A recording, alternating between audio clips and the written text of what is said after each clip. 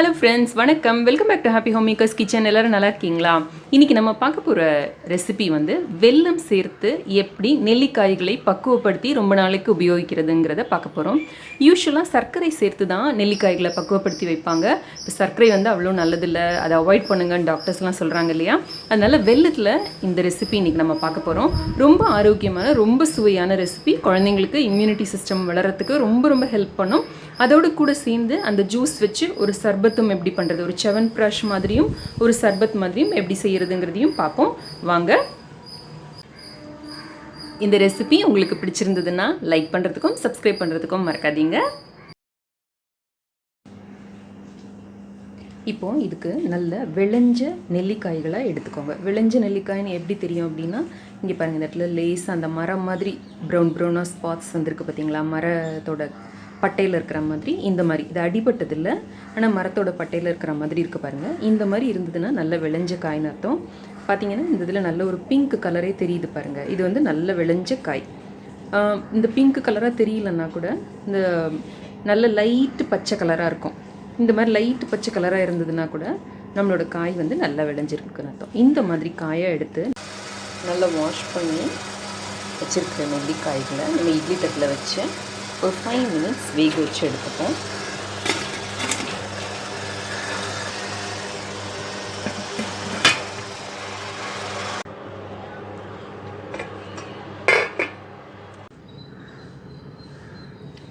நெல்லிக்காய்களை நல்லா வேக வச்சுட்டு இந்த மாதிரி கொட்டையை எடுத்துகிட்டு இந்த மாதிரி சொலையாக கட் பண்ணி போட்டுக்கலாம். இதில் இப்போ நம்ம வெள்ளை பொடி ஆட் பண்ண போகிறோம். வெள்ளைப்பொடி இதோட ஸ்வீட்னஸ்க்கு ஏற்றபடியும் இதோட புளிப்புக்கு ஏற்றபடியும் நீங்கள் ஆட் பண்ணிக்கோங்க. யூஸ்வலாக 1.5 மடங்கு வெல்லம் ஆட் பண்ணோம்னா இதுக்கு ரொம்ப நல்லாயிருக்கும். உங்களுக்கு ரொம்ப பிடிக்கும் ஸ்வீட் அப்படின்னா நீங்கள் 2 மடங்கு வரைக்கும் கூட வெல்லம் ஆட் பண்ணிக்கலாம்.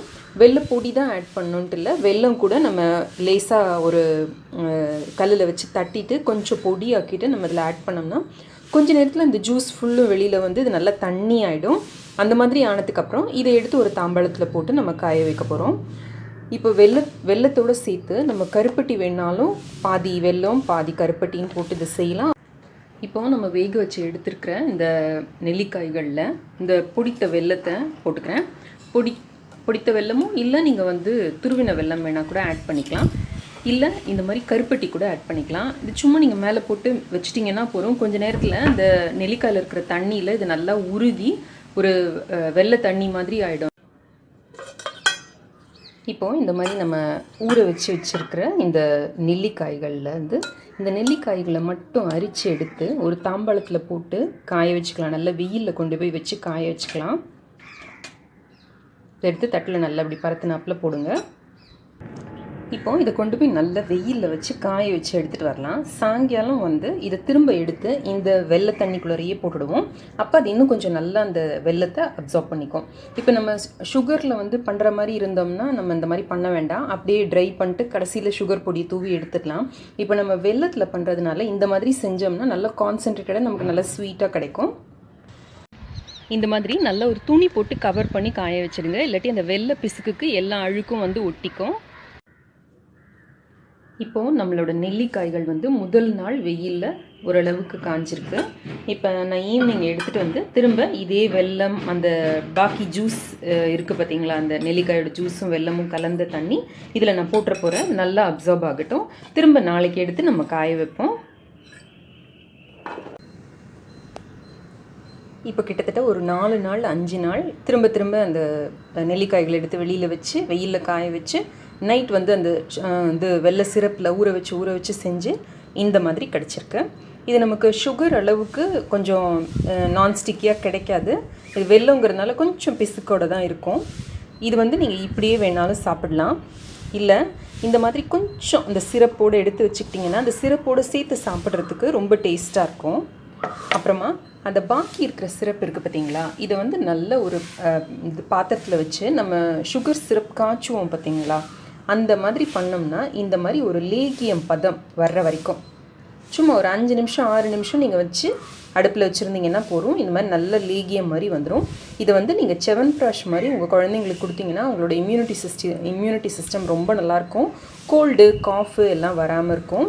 ப்ளஸ் இதில் 1 டீஸ்பூனோ 2 டீஸ்பூனோ உங்களோட சுவைக்கு ஏற்ப எடுத்து அதில் கொஞ்சம் தண்ணி ஆட் பண்ணி கொஞ்சம் புதினா இலைகளை கட் பண்ணி போட்டிங்கன்னா ஒரு அழகான ஆம்லா சர்பத், இந்த வெயில் சீசனுக்கு ஏற்ற ஆம்லா சர்பத் கிடைக்கும்.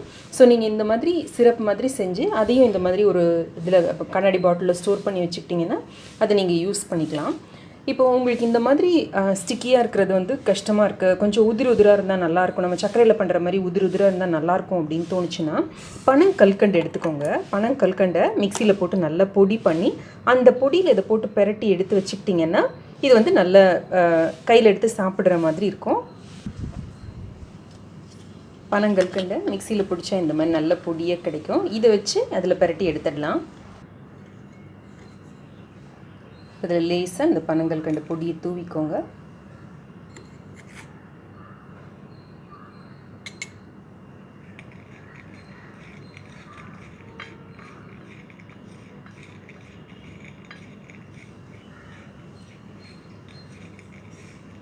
இப்போ நமக்கு உதிராக எடுத்து சாப்பிட்ற மாதிரி நல்லாயிருக்கும்.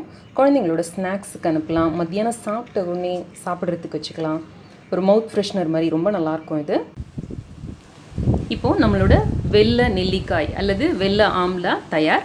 இந்த பக்கம் பார்த்திங்கன்னா சுகர் போட்டு செஞ்சதும் இருக்குது. இப்போ சுகர் போட்டு செஞ்சதுன்னா அதே தான், நம்ம 1.5 மடங்கு சர்க்கரை சேர்த்து இல்லை 2 மடங்கு வேணால் கூட சர்க்கரை சேர்த்து ஒரு நாள் நல்லா ஊற வச்சு வெயிலில் நல்லா காய வச்சு பொடித்த சர்க்கரையில் பெரட்டி எடுத்துக்கிட்டோம்னா சர்க்கரையில் பண்ணுறது ரெடி. பட் அதை விட இது வெல்லத்தில் பண்ணுறது வந்து ரொம்ப ரொம்ப உடம்புக்கு வந்து ரொம்ப நல்லது. இரும்பு சத்து மற்ற சத்துக்கள் எல்லாமே நமக்கு கிடைக்கும். குழந்தைங்களுக்கு ரெகுலராக இதை கொடுத்துக்கிட்டே இருந்தோம்னா சளி பிடிக்காமல் இருக்கும், அவங்களோட இம்யூனிட்டி சிஸ்டம் வந்து ரொம்ப ரொம்ப நல்லாயிருக்கும். அதே மாதிரி இந்த சர்பத்கான கான்சன்ட்ரேட் இதை இப்படியே சவன்பிராஷ் மாதிரியும் சாப்பிடலாம், சர்பத் செஞ்சும் சாப்பிடலாம், ரொம்ப நல்லாயிருக்கும். செஞ்சு பாருங்கள். செஞ்சு பார்த்து எனக்கு உங்களோட கமெண்ட்ஸையும் ஃபீட்பேக்கையும் மறக்காமல் எழுதி அனுப்புங்க. என்னோடய சேனலுக்கு லைக் பண்ணுங்கள், சப்ஸ்கிரைப் பண்ணுங்கள், இணைந்திருங்கள். ஹாப்பி ஹோம் மேக்கருடன் எந்நாளும். நன்றி, வணக்கம்.